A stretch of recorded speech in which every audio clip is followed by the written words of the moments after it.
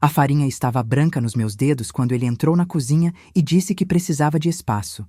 Não que tinha outra. Não que estava indo embora. Precisava de espaço. Eu olhei para as minhas mãos. Para a massa que eu tinha sovado por 10 minutos. Para a tigela azul no balcão, a mesma que ele me deu no nosso 10º aniversário, com um bilhete que dizia: "Para a mulher que faz tudo ficar bom." Ele saiu pela porta dos fundos com uma mochila que já estava pronta. Eu fiquei olhando para a tigela e entendi tudo de uma vez. O que eu não sabia ainda, o que eu só fui descobrir depois, é que enquanto eu acordava às 4:30 da manhã para fazer pão e pagar as contas da nossa casa, ele estava de mãos dadas com outra mulher num restaurante em Ribeirão Preto. Ela tinha 33 anos. Eu tinha 51. E as mãos mais habilidosas que ele ia encontrar na vida. Ele só não sabia disso ainda. Meu nome é Zenilda, 51 anos. Nasci numa cidade pequena do interior de Minas. Cresci aprendendo que mulher forte não reclama. Trabalha. Aprendi a fazer pão com minha avó generosa quando tinha 8 anos. Ela dizia que a massa sente o humor da pessoa. Que se você está com raiva, o pão fica pesado. Que se você está com medo, ele não cresce. Eu sempre achei que era história de velho. Até descobrir que ela tinha razão. Eram 21 anos de casamento com o Antônio. 21 anos de manhã cedo, de conta paga, de filho criado, de silêncio guardado. A gente tinha uma vida. Não era perfeita, mas era nossa. Pelo menos eu achava que era. Eu tinha 30 anos quando me casei com o Antônio. Ele tinha 33. A gente se conheceu numa festa junina na cidade. Ele era o homem mais engraçado da noite, aquele tipo que faz todo mundo rir sem parecer que está se esforçando. Ele me pediu para dançar uma quadrilha e pisou no meu pé 3 vezes seguidas. Ficou tão sem graça que ficou vermelho até a orelha. Eu ri tanto que chorei. Ele disse: "Você tem o riso mais bonito que eu já ouvi." Eu pensei: esse homem vai me fazer feliz. Nos primeiros anos, a vida era apertada, mas tinha alegria. A gente morava num apartamento pequeno com goteira no banheiro e janela que não fechava direito. Eu trabalhava como auxiliar administrativa numa cooperativa. Ele ainda estava construindo a carteira de clientes como representante comercial. A gente comia arroz com ovo e achava gostoso porque comia junto. Ele lavava a louça enquanto eu varria. A gente tinha plano. Primeiro a kitnet, depois uma casa, depois um filho. A gente cumpriu tudo. Demorou, mas cumpriu. Nosso filho, o Rodrigo, nasceu quando eu tinha 31 anos. E foi aí que eu tomei a primeira grande decisão da minha vida que eu não contei para ninguém como uma renúncia. Mas foi. Eu pedi demissão da cooperativa para cuidar do Rodrigo em tempo integral. A gente tinha calculado que o salário da creche ia comer quase tudo o que eu ganhava e que fazia mais sentido eu ficar em casa. Foi uma decisão de casal, racional, necessária. Mas ninguém me disse que eu ia deixar de ser Zenilda para virar só mãe do Rodrigo e esposa do Antônio. Foram 4 anos em casa. 4 anos sem carteira assinada, sem crescimento profissional, sem uma conversa de adulto que não fosse sobre fralda ou conta de água. O Antônio cresceu na carreira nesse período. Abriu a própria representação comercial. Começou a ganhar bem. Eu fiz pão. Primeiro foi para consumo da casa. Depois, a vizinha provou e pediu para comprar. Depois a vizinha contou para a amiga. Em 6 meses eu estava fazendo entrega toda terça e sexta. Não era uma empresa, era uma renda extra que eu administrava sozinha, da minha cozinha, com as minhas mãos, sem nunca ter pedido 1 centavo de capital para ninguém. O Antônio achava graça. Ele chamava de o negócio da Zenilda com um sorrisinho que eu agora entendo diferente do que entendia antes. Na época, eu achava que era orgulho. Hoje eu sei que era condescendência. Quando o Rodrigo foi para a escola, eu poderia ter voltado ao mercado. Tinha vaga na cooperativa. A gerente me ligou perguntando se eu queria retornar. Eu consultei o Antônio. Ele disse que não precisava, que ele estava ganhando bem, que eu podia ficar tranquila. Eu fiquei. E continuei fazendo pão. Por 12 anos, eu acordei às 4:30 da manhã toda terça e sexta para dar conta dos pedidos antes de o Rodrigo acordar para a escola. Por 12 anos, eu administrei as finanças da casa, levei filho para dentista, cuidei da sogra quando ela ficou doente, organizei cada Natal, cada aniversário, cada almoço de domingo. Por 12 anos, eu fui o chão firme onde o Antônio pisava para crescer. E quando ele cresceu, ele olhou para o lado e viu outra. Os sinais estavam ali. Eu é que escolhi não enxergar. O primeiro foi o celular. Antônio sempre foi homem de deixar o telefone em cima da mesa, tela para cima. A gente não tinha segredo um do outro, ou eu achava que não tinha. Mas num certo outubro, ele começou a carregar o celular no bolso, até no banheiro. Eu perguntei uma vez, de brincadeira: "Você tá escondendo namorada?" Ele riu. Disse que estava com problema no trabalho, que não queria me preocupar. Eu acreditei, porque eu sempre acreditei. Engoli essa explicação sem mastigar e voltei para a cozinha. O segundo sinal foi a viagem. Ele trabalhava como representante comercial, então viagens faziam parte da rotina. Belo Horizonte, Uberlândia, às vezes São Paulo. Mas em novembro, ele começou a viajar toda semana para Ribeirão Preto. Toda semana. Eu perguntei se a empresa tinha aberto novo cliente por lá. Ele disse que sim, que era um atacadão grande, que ia dar bom dinheiro. Eu sorri.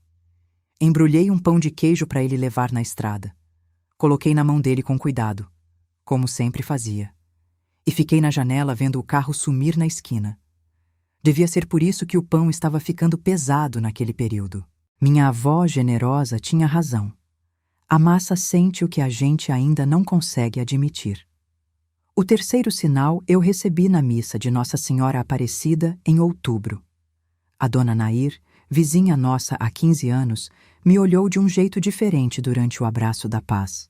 Um olhar que durou 2 segundos a mais do que o normal. Um olhar que tinha pena dentro. Eu não entendi na hora. Mas guardei aqueles 2 segundos em algum lugar dentro de mim, num lugar onde eu já estava acumulando coisas que não queria examinar. O momento que mudou tudo não foi em casa. Foi no mercado municipal da cidade, numa tarde de maio que estava quente demais para aquela época do ano. Eu estava escolhendo farinha de trigo quando escutei meu nome. Zenilda. Era a Fátima. A gente tinha sido amigas próximas uns anos atrás, antes da vida ir afastando. Ela tinha se mudado para trabalhar em Ribeirão Preto e voltado para a cidade faz uns 2 anos. Ela veio me abraçar. O abraço durou mais do que devia. Quando ela me soltou, o rosto dela tinha aquela expressão. A mesma da dona Nair na missa. Aquele olhar com pena dentro. "Você tá bem?" Ela perguntou. "Tô sim, por quê?" Eu respondi sorrindo, porque eu sempre sorria. Ela hesitou, olhou para o lado. Mordeu o lábio. "Zenilda, eu preciso te falar uma coisa, mas não sei se devo." Meu estômago desceu. "Fala, Fátima." Ela respirou fundo e falou. Ela tinha visto o Antônio em Ribeirão Preto, num restaurante, sentado do lado de uma mulher jovem de cabelo escuro, bonita. Eles estavam de mãos dadas em cima da mesa. Ele estava rindo daquele jeito, solto, despreocupado. Jovem. Ela tinha reconhecido ele de costas pelo jeito de sentar. Quando ele se virou, não teve dúvida. Fátima disse que ficou paralisada, que saiu sem ele ver, que ficou 2 meses sem saber se me contava ou não, que acordou todo dia pensando no meu rosto se ela ficasse calada. Ela deve ter uns 30 e poucos anos, Zenilda. Eu sei que dói, mas eu não ia conseguir te olhar nos olhos sabendo. Eu ouvi tudo isso no corredor de farinhas do mercado municipal, com um pacote de trigo na mão, com o carrinho de compras pela metade. Não chorei. Não gritei. Agradeci a Fátima. Paguei as compras. Entrei no carro e fiquei sentada no estacionamento por 40 minutos, sem conseguir colocar a chave na ignição. O mundo lá fora continuava normal. Mulher saindo do mercado com sacola. Criança correndo no estacionamento. Cachorro deitado na sombra de um carro. E eu ali dentro, com as mãos no volante, entendendo que o chão tinha sumido debaixo dos meus pés num corredor de farinha de trigo de um mercado municipal. Não era como eu tinha imaginado que seria. Sempre que eu pensava, de forma rápida, quase proibida, na possibilidade de uma traição, Eu imaginava um grito, uma cena, um momento de explosão. Não foi assim. Foi silêncio. Foi 40 minutos olhando para o para-brisas. Foi o coração batendo devagar demais para o tamanho do que estava acontecendo. Se você ainda não é inscrita no canal, se inscreve agora. Toda semana tem uma história como essa, de mulher de verdade, que vai te prender do começo ao fim. Tem histórias que você vai reconhecer de um jeito que vai doer e curar ao mesmo tempo. Naquela noite, eu confrontei o Antônio. Esperei o Rodrigo ir para o quarto. Sentei na mesa da cozinha. Quando ele entrou para pegar água, eu disse: Antônio, preciso que você me conte sobre Ribeirão Preto. Ele parou, olhou para mim. E eu vi, em 2 segundos, a conta sendo feita na cabeça dele.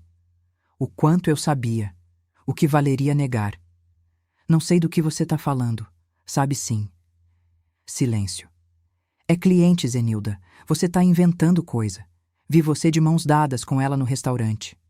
Não vi. Mas eu sabia que ele não sabia que eu não vi. Ele ficou branco. Depois ficou vermelho.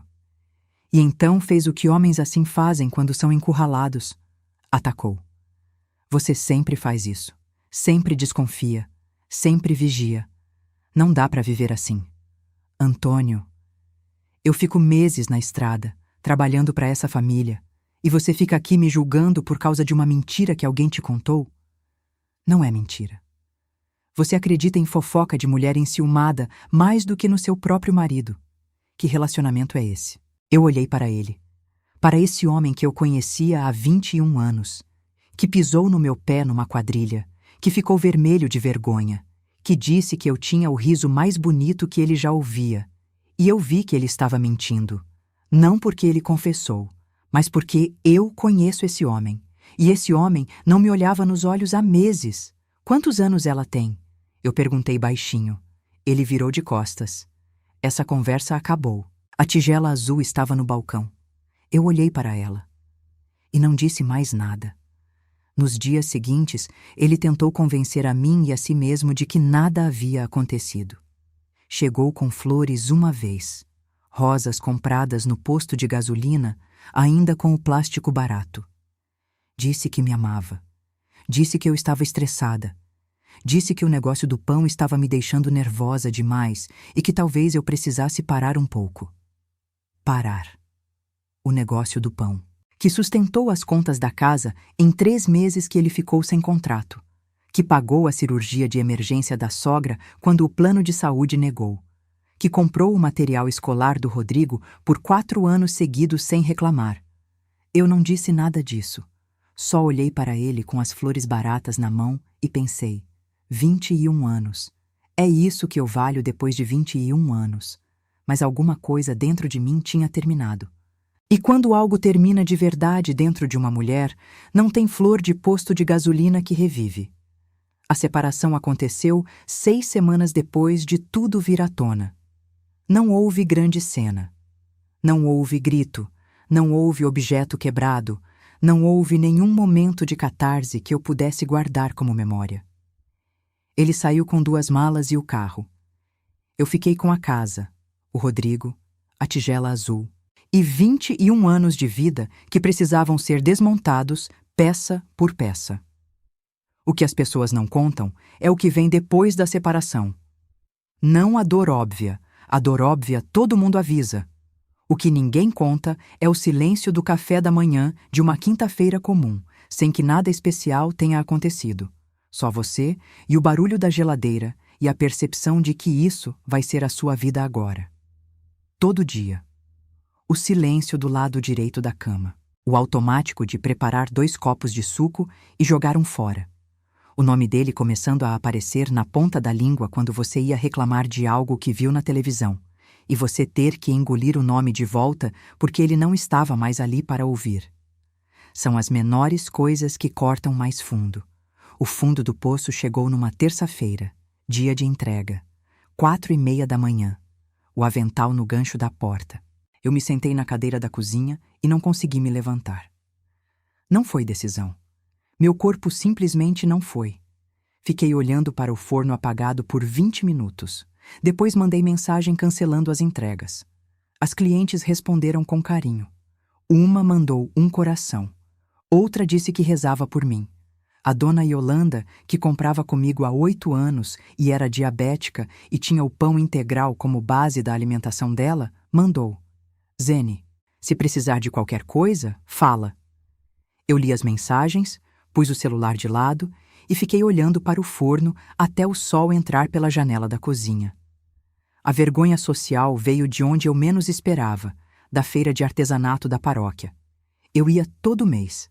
Levava pão para vender, ajudava a montar as barracas, conhecia todo mundo.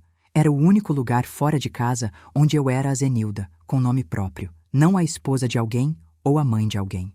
No mês seguinte, ao que tudo veio à tona, eu fui mesmo assim. Achei que trabalhar ia me ajudar. Foi a dona Conceição quem chegou primeiro. Mulher boa, sem malícia, daquelas que falam tudo o que pensam sem perceber o estrago. Zenilda, ouvi dizer que o Antônio anda mal das pernas por aí. É verdade? A barraca ao lado parou de conversar. A barraca da frente também. Eu sorri, com a boca inteira. A gente tá resolvendo, dona Conceição. Ela assentiu com aquele jeito de quem sabe mais do que está dizendo. Eu fiquei ali, sorrindo, embrulhando pão, sentindo o olhar de cada pessoa que sabia, e que sabia que eu sabia que elas sabiam. Fui embora mais cedo. Não vendi metade do que tinha levado. Entrei no carro. E só dentro do carro, com a porta fechada e o estacionamento vazio, eu deixei o queixo tremer. Só um pouco, só por 1 minuto. Depois, respirei fundo. Liguei o carro e fui embora. A dúvida sobre mim mesma foi a parte mais cruel. Não foi imediata. Veio devagar, no escuro, naquelas madrugadas que eu acordava às 3 da manhã sem conseguir voltar a dormir. Eu falhei em alguma coisa? Fui entediante demais? Descuidada? Fiquei velha rápido demais? Ela tinha 33 anos. Eu tinha 51. O que ela tinha que eu não tinha mais? Eram pensamentos que eu odiava ter, que eu sabia que eram errados, mas que vinham mesmo assim, na madrugada, quando não tinha ninguém para me ajudar a afastá-los. Uma noite eu me levantei, fui ao banheiro, olhei no espelho debaixo da luz fria e fiquei me examinando como se fosse a primeira vez. As linhas do rosto, as marcas embaixo dos olhos, as mãos grossas de anos de trabalho. Eu pensei, é isso que ele viu quando olhou para mim e foi embora? Mas depois de olhar por um longo tempo, eu vi outra coisa. Vi mãos que tinham sustentado uma casa inteira. Vi um rosto que tinha dado conta de tudo o que precisava ser dado conta. Vi uma mulher que, mesmo às 3 da manhã num banheiro frio, ainda estava de pé. Não foi pensamento bonito. Não foi revelação. Foi só uma observação. De pé. Ainda. O momento em que eu quase cedi foi numa quarta-feira de tarde, chuva fina, Rodrigo no serviço. O celular tocou. Era o Antônio. Eu segurei o aparelho na mão por 5 toques. 5 toques inteiros. A vontade de atender era física. Um puxão no peito, uma voz na cabeça dizendo: e se ele estiver arrependido de verdade? E se tiver jeito? E se 21 anos de vida valem uma segunda chance? No 6º toque, eu botei o celular virado para baixo na mesa. Não atendi. Mas custou. Deus sabe que custou. Não foi heroísmo. Foi exaustão. Era mais fácil não atender do que aguentar o que viria depois se eu atendesse. Ele mandou mensagem. Zê, preciso te ver. Por favor, eu li. Não respondi. Fiquei olhando para a chuva pela janela da cozinha. E pensei, por 21 anos eu esperei você chegar. Hoje você vai esperar o silêncio. A Fátima tentou me ajudar. Ela ligava todo dia. Às vezes eu atendia, às vezes não conseguia. Num sábado, ela apareceu na minha porta com uma marmita de macarrão ao sugo e um rosto de quem não sabe exatamente o que dizer, mas apareceu mesmo assim. Ela entrou, esquentou a comida, pôs no prato, sentou do lado de mim e ficou em silêncio, porque não havia nada certo para dizer. Em algum momento, ela falou: Você vai ficar bem, Zenilda. Eu sabia que ela queria acreditar nisso. Não foi conforto, mas foi presença. E presença, naquela época, Já era muito. O Rodrigo ficou sem saber como se aproximar. Ele tinha 20 anos, era novo demais para entender a dimensão do que estava acontecendo com os pais. Uma noite ele bateu na minha porta, entrou, sentou na beira da cama e ficou mexendo no celular por 15 minutos sem falar nada. Antes de sair, ele disse: "Mãe, o senhor não merecia você. Eu não soube o que responder." Ele fechou a porta com cuidado. E eu fiquei olhando para o teto até o dia clarear. Foram essas as noites mais compridas da minha vida. Não as de choro, não as de raiva. As de silêncio absoluto. O teto, a janela, a luz entrando devagar, o dia chegando sem pedir licença, a vida continuando sem considerar que eu estava precisando de um minuto. E foi nesse silêncio compulsório que eu comecei a entender uma coisa que eu não teria aprendido de outro jeito. Que eu tinha ficado tão acostumada a existir para os outros que eu não sabia mais o que eu queria existindo para mim. O que eu gostava de comer no café da manhã quando ninguém estava olhando? Qual era a música que eu queria ouvir quando não tinha ninguém para dividir? Qual era o programa que eu trocava de canal quando ele chegava, porque ele não gostava? Perguntas pequenas, mas que foram chegando, devagar, naquelas madrugadas. E eram perguntas que só eu podia responder. Antes de continuar, se essa história tá te tocando de algum lugar que você conhece, manda para uma amiga que tá passando por isso ou que um dia passou. Às vezes a gente não sabe o que dizer, mas mandar uma história já é uma forma de dizer: eu estou aqui. E se você ainda não é inscrita no canal, o botão tá aqui. Toda semana tem uma história nova. A virada não foi gloriosa. Foi uma sexta-feira de manhã, 3 semanas depois do fundo do poço. Eu acordei às 4h30, no horário de sempre, como se o corpo tivesse memória própria. Fiquei deitada por 5 minutos olhando para o teto. Depois me levantei. Fui até a cozinha descalça, o chão frio nos pés, e fiquei parada na porta por 1 segundo, olhando para o forno apagado. Tinha uma parte de mim que queria voltar para a cama, mas tinha outra parte, uma parte menor, teimosa, que eu ainda não entendia muito bem, que queria acender o forno.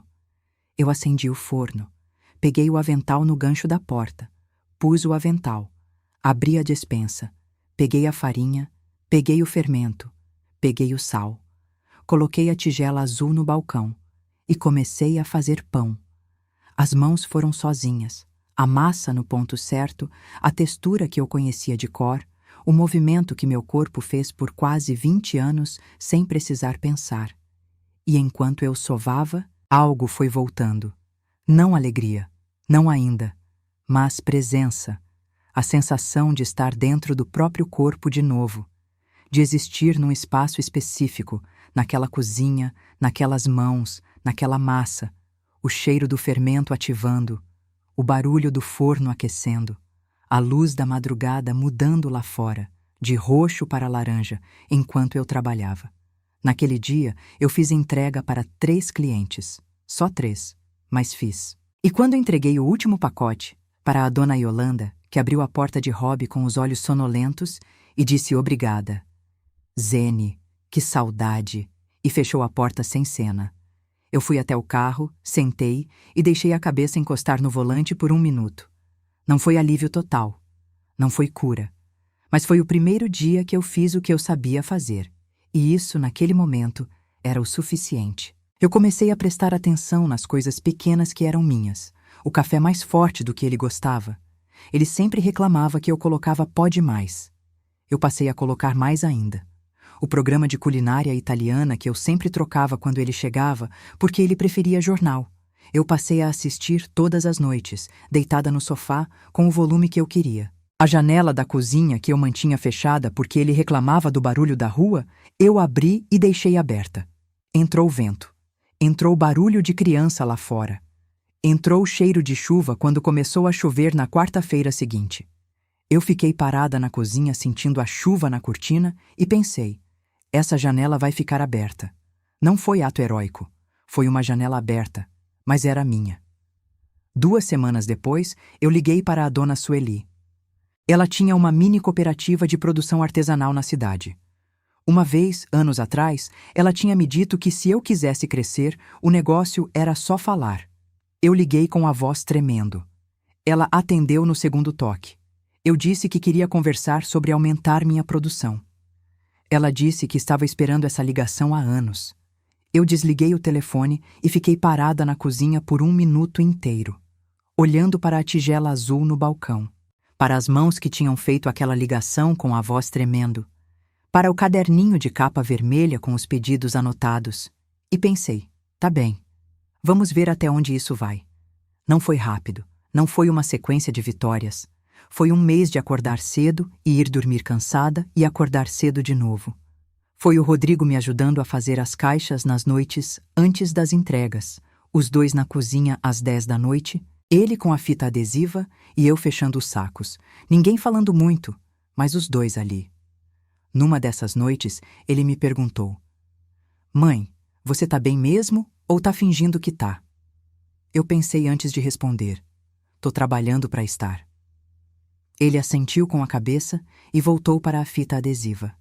Não disse nada mais, mas quando foi embora para o quarto, deu um beijo rápido na minha testa, coisa que ele não fazia desde os 12 anos. Eu fiquei parada com a caixa na mão e pensei, esse menino vai ficar bem. E eu também. 2 meses depois, eu tinha 23 clientes fixos. Entregava terça, quinta e sábado. A dona Sueli tinha me ajudado a regularizar o negócio, abrir CNPJ, calcular o preço certo considerando o custo do gás, da farinha, do meu tempo, o meu tempo, que por anos eu não tinha colocado na conta de nada. Numa tarde, eu estava calculando a planilha de custos que ela tinha me ensinado a fazer, e me dei conta de que eu estava ganhando mais com o pão do que tinha ganhado nos últimos 2 anos do emprego na cooperativa. Mais, sozinha, da minha cozinha, com as minhas mãos. Eu fiquei olhando para o número na tela do celular por um longo tempo. Não comemorei em voz alta, não liguei para ninguém. Só fiquei olhando para o número e pensei, por que eu nunca levei isso a sério? Porque alguém me ensinou que não precisava. Porque alguém me disse que podia ficar tranquila. Porque eu acreditei. Num dia que eu não estava esperando, eu percebi que estava cantarolando enquanto sovava a massa. Não foi decisão. Foi uma música de rádio que entrou pela janela aberta e eu fui junto sem perceber. Eu parei. Olhei para as mãos cobertas de farinha. Para a tigela azul. Para a luz da manhã entrando pela janela que eu tinha decidido deixar aberta. E pensei, estou bem. Não completamente, não sem cicatriz, mas bem. De um jeito que eu não esperava ser tão cedo. 1 ano e 4 meses depois da tarde do mercado municipal, a padaria Dona Zenilda abriu as portas num ponto comercial na rua central da cidade. Não foi do dia para a noite. Foi conta feita em 3 cadernos diferentes. Foi financiamento do Sebrae com 2 meses de reunião e papelada. Foi reforma que atrasou 2 semanas e quase me fez desistir na reta final. Foi semana de testes de cardápio, onde eu fiz 32 pães diferentes em 7 dias até ter a certeza de quais iam entrar. Foram 3 noites sem dormir antes da inauguração, fazendo inventário de ingredientes, calculando quanto de cada coisa precisava estar pronto na abertura, verificando o forno novo que era diferente do meu e com o qual eu ainda estava me acostumando. O Rodrigo fez o letreiro. Escolheu uma fonte redonda, acolhedora. Disse que tinha procurado uma que parecesse com a letra da minha avó nas receitas antigas. O nome da mãe em azul sobre fundo branco. As cores da tigela de cerâmica que ainda estava no balcão da cozinha de casa.